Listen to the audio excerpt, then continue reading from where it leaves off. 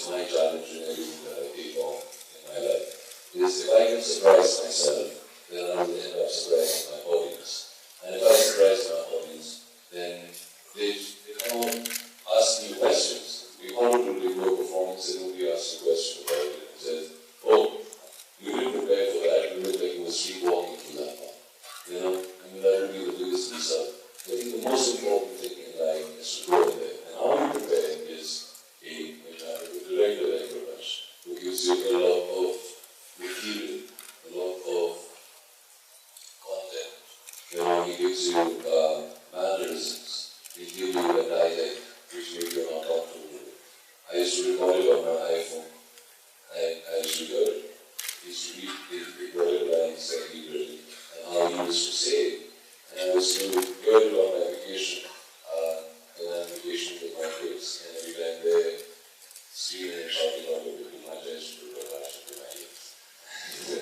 And that's how you constantly, and I think once you get involved with the film, like when Ajay, Prakash, all of us, when we get involved with the film, your characters start to develop and grow because you're feeding off each other's energies as well. And when you have a good team like that, you're very, very fortunate.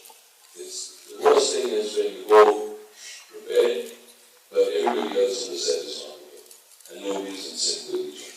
So luckily, we were in sync with each other with Satyagraha. We did feed off each other's energies, and that performance, if you like it, dislike it, whatever it is, the outcome of it, it is the contribution of all of us together. I can't take that credit all to myself because it comes to the person who wrote it, conceptualized it, to my co-actors who helped me to come there to perform, and myself for whatever I bring to the table. So it's a combination effect when you make the film and you work as a team. We also observed that you were wearing a rather large range of stoles. So just wondering if that was in sync with the character that you connected with. Yeah, I think so. I mean, if you go into the interiors and you actually watch the young dynamic politicians that are coming out there, the young youth leaders who have political aspirations, they always have something quirky about it. It could be a lunch-up tied on their heads, it could be a sword, it could be something tied on their waist. But they would have this one uniqueness which sets them apart to show that he's the leader of this area. They do that, and that I think comes from observation. And Prakash, she obviously has been a lot more exposed to it. And it was his idea that I use this sword, and just throw it around, just bring in a certain level of power. Looks great. To the character, which is important. Right. Can we now throw the stage open for any questions that people from this audience, and this is also an appeal to students listening in from our campuses in Bangalore and Nashik and the other campuses in Pune, Vimannagar, SB Road, Khadki, Hinjewadi, and also the room adjacent to us, which is connected to us through video conferencing, to keep their questions ready. So anybody, anything about the issues connected with the film itself, think about the people who have gathered here, please feel free.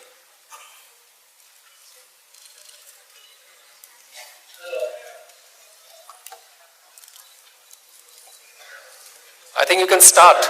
Shout. Everybody, please be quiet. Good afternoon. Good afternoon. First of all, I'd like to thank you for coming all the way to our campus, Symbiosis. Okay.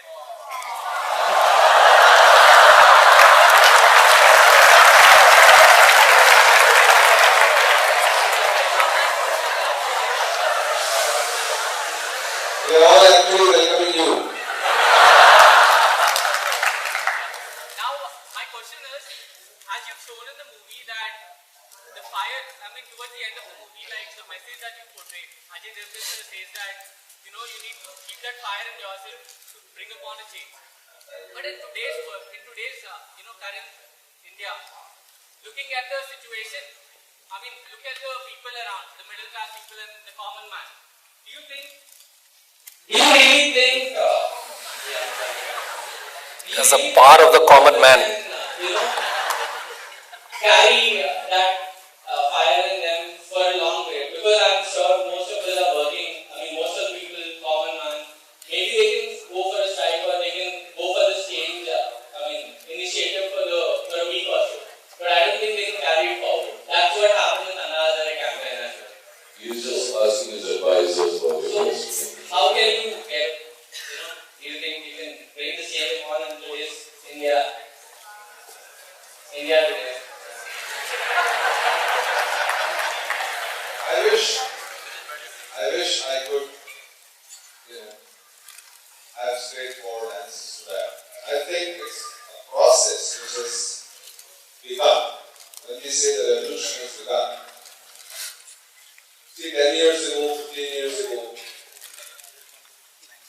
you did not have the young India expressing, coming out in cohesion and sounding troubled by the system. But that's happening now. Anything happens, like when the Durga is suspension, you see everybody has an expression. Anything that happens, the young India wants some accountability. Because in one of the scenes, if you remember in the film, when character of Manav, when he is asked what is the future of this country, he picks up the student who is Ravi Kumar. Because you are a generation who have been born mostly in the most liberalized India.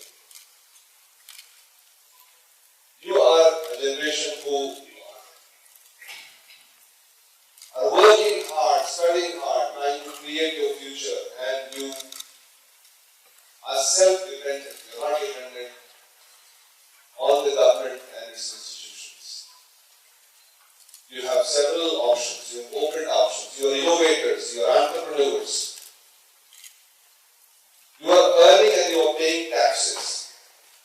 You are also a generation whom I call performance-oriented generation. You know that if you don't perform, you will not succeed. So you want the system to perform, you want the government to perform. So when that anger that Manav asks you to check, because violence will beget violence and more violence. That's not going to change the society. State violence can be oppressive. People's violence can be more oppressive. We have seen that happening for decades. The state has been fighting the Maoists and there is no solution to that as yet.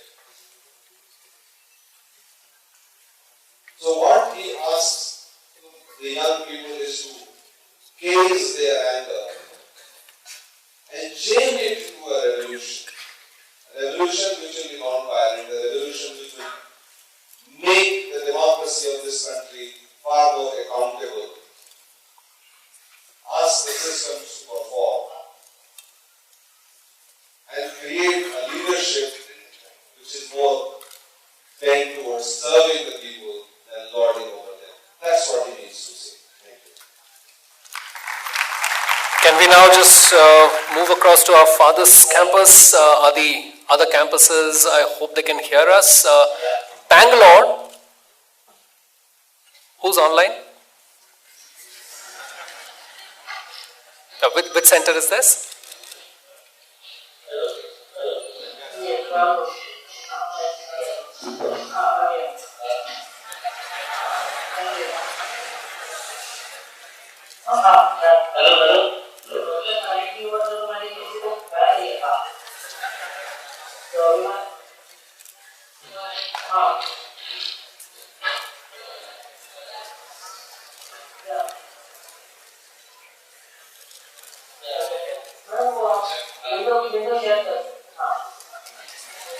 Can you just ask the question, please?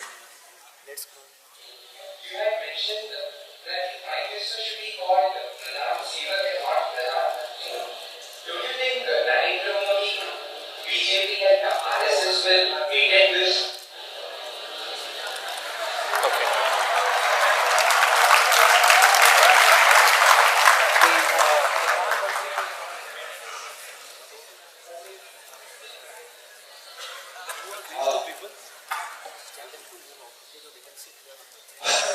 But I didn't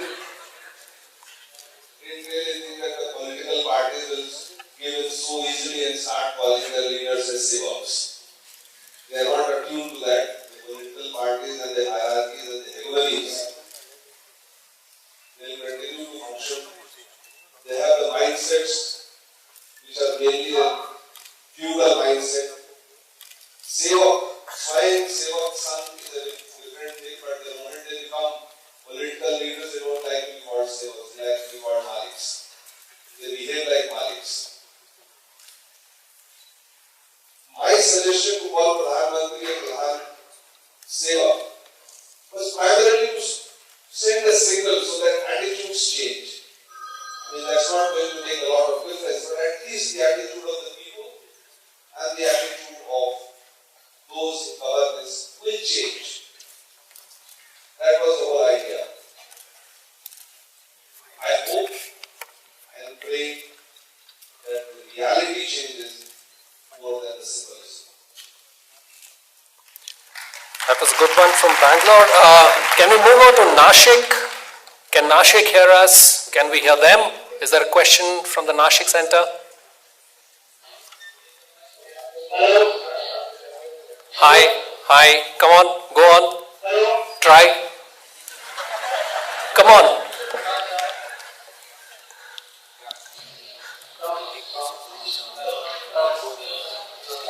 afternoon, sir. My question was, do you think something like Satyagraha can help bring change in today's time when submission is taken as a form of or a sign of weakness?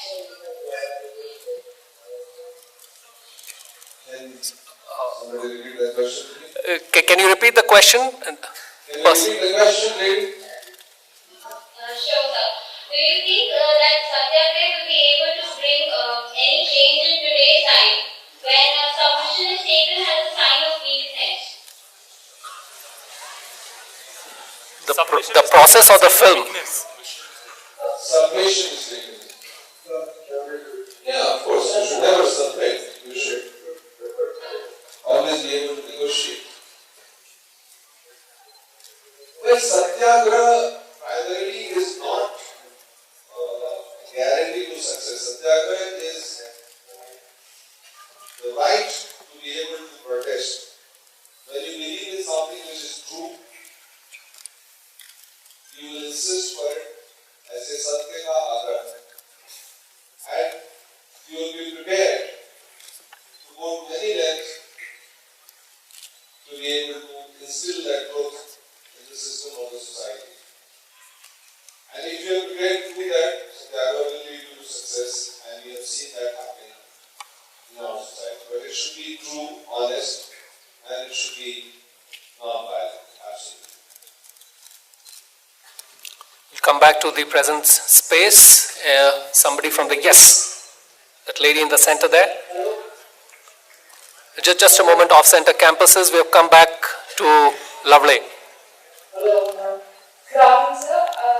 My question to you is that when you pick movies related to controversial issues, so something like Satyagraha or the movies you made in past, there is this censor board which tends to stop from talking of controversial issues. So what are the kind of difficulties or what are the things that stops you while making a movie? And as far as filmmakers, what are the things that you would like to tell us that we should keep in mind or things that might stop you to make a movie like Satyagraha? So immediately this time, lady, there wasn't any controversy on Satyagraha. The censors were very kind to clear the film as we had presented it today. And it's a very difficult country to make an honest film, because you can't call any of your political workers by the names that exist. You can't make a film on the president of this country. You can't make a film on the prime minister. You can't call somebody even by their caste, because they will rise. Class subjugation. Arakshan, you people remember like whatever happened in Arakshan. So it is a different line. I mean, talwar ke dhaar pe chalte rehte hain. But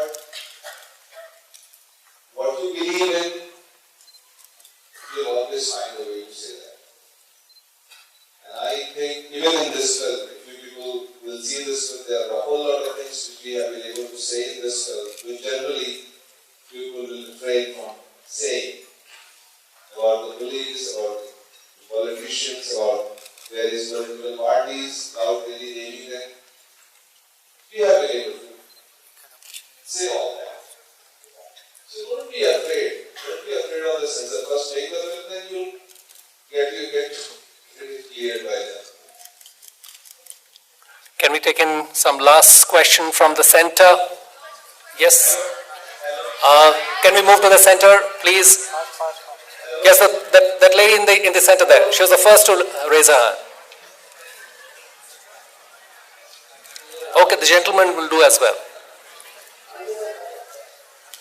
Off-center campuses, can you please switch off your talkback? Please. Hello, sir.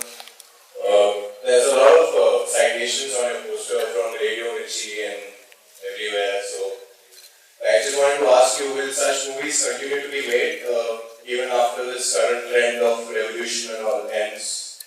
As much as it's even after we're done capitalizing on it as much as we can, will such movies continue to be made?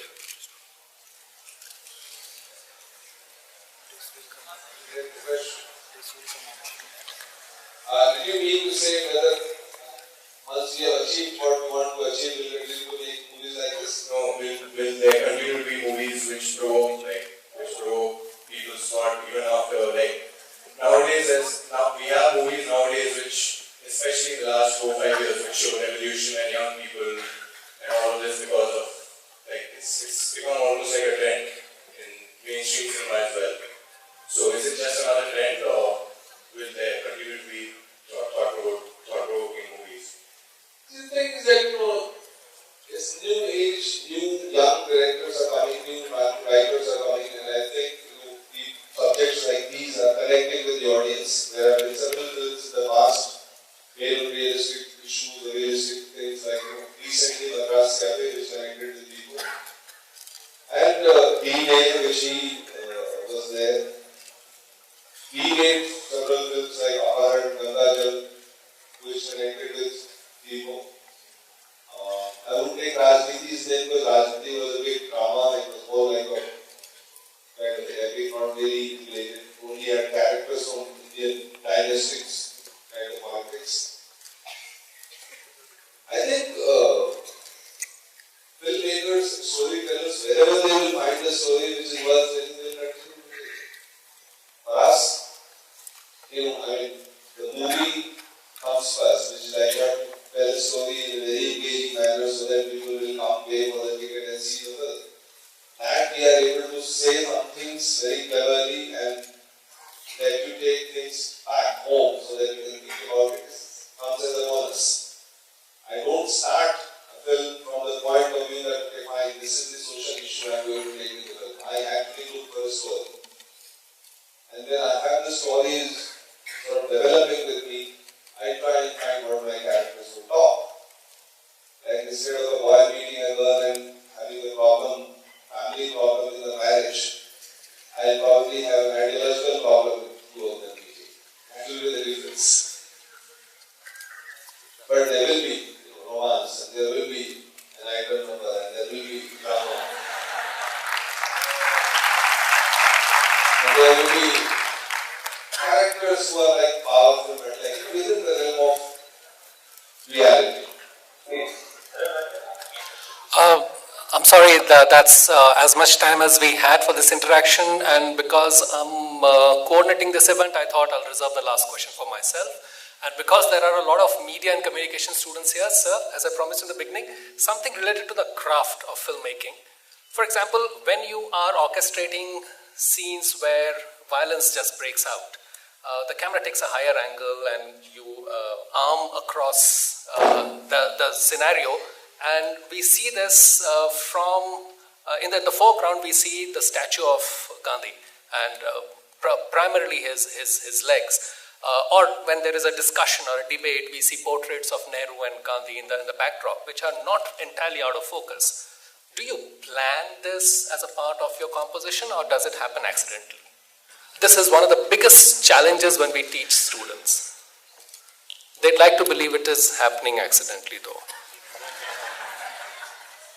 there is nothing by accident when I am composing a shot, when I am composing a scene.